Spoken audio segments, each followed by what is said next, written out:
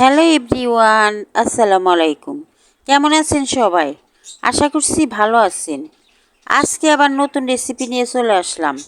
আজকে আমার রেসিপিটি হলো করলা দিয়ে আইর মাছের রসা তরকারি। আশা করছি রেসিপিটি আপনাদের ভালো লাগবে। যদি রেসিপিটি ভালো লাগে তাহলে একটা লাইক দিয়ে সাবস্ক্রাইব করে আমার পাশে থাকবেন আরও নতুন নতুন ভিডিও পাওয়ার জন্য। তাহলে আমি এখন শুরু করি। এখানে আমি করলা নিয়েছি, আইর মাছ নিয়েছি। আইর মাছটা কেটে ভালো করে ধুয়ে পরিষ্কার করে নিয়েছি। এখন করলা কেটে নিব। করলাটা আমি এখন গোল গোল করে কেটে নিলাম। করলাটা গোল গোল করে কেটে ভালো করে ধুয়ে পরিষ্কার করে নিলাম। এখন রান্না করার জন্য আমি চুলায় চলে গেলাম। চুলায় একটি প্যান বসিয়ে দিলাম। প্যানে আমি পরিমাণ মতো তেল দিয়ে দিলাম। তেলটা দেওয়ার পর পেঁয়াজ, কাঁচামরিচ কেটে রেখেছি তা দিয়ে দিলাম। এখন পেঁয়াজটা একটু নেড়ে চেড়ে আমি ভেজে নেব। পেঁয়াজটা আমি নেড়ে চেড়ে ভেজে নিতেছি। পেঁয়াজটা লালচে কালার হয়ে গেছে। এখন পেঁয়াজটাকে একটু নেড়ে এর মধ্যে আমি অল্প পরিমাণ পানি দিয়ে দিব, যাতে পেঁয়াজটা পুড়ে না যায়। পেঁয়াজের মধ্যে আমি অল্প পানি দিয়ে দিলাম।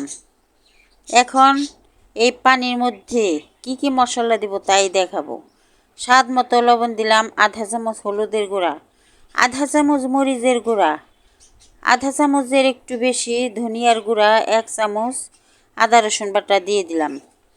এখন নেড়ে চেড়ে মশলাটা পানির সাথে মিশিয়ে নিলাম। যে মাছটা কেটে ধুয়ে রেখেছি তা এই মশলার মধ্যে দিয়ে দিলাম। এখন মাছটাকে আমি একটু কষিয়ে নেব।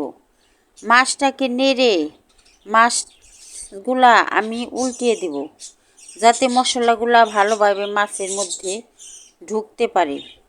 আমি সবগুলা মাছের টুকরাই উল্টিয়ে দিলাম।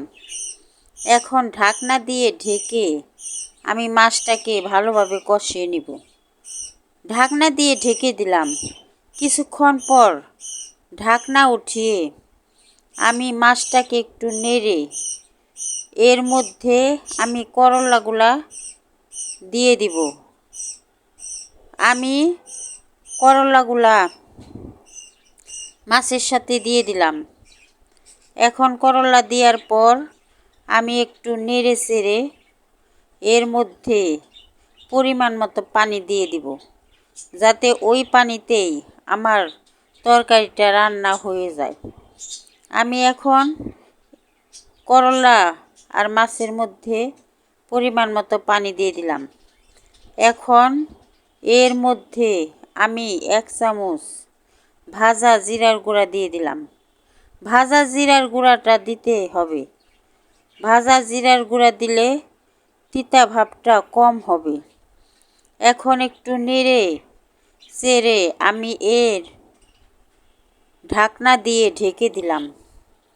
কিছুক্ষণ রান্না করার পর ঢাকনা উঠিয়ে আমি তরকারিটা একটু নেড়ে দিলাম।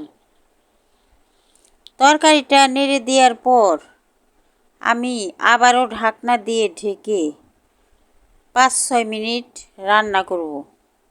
এখন ঢাকনাটা একটু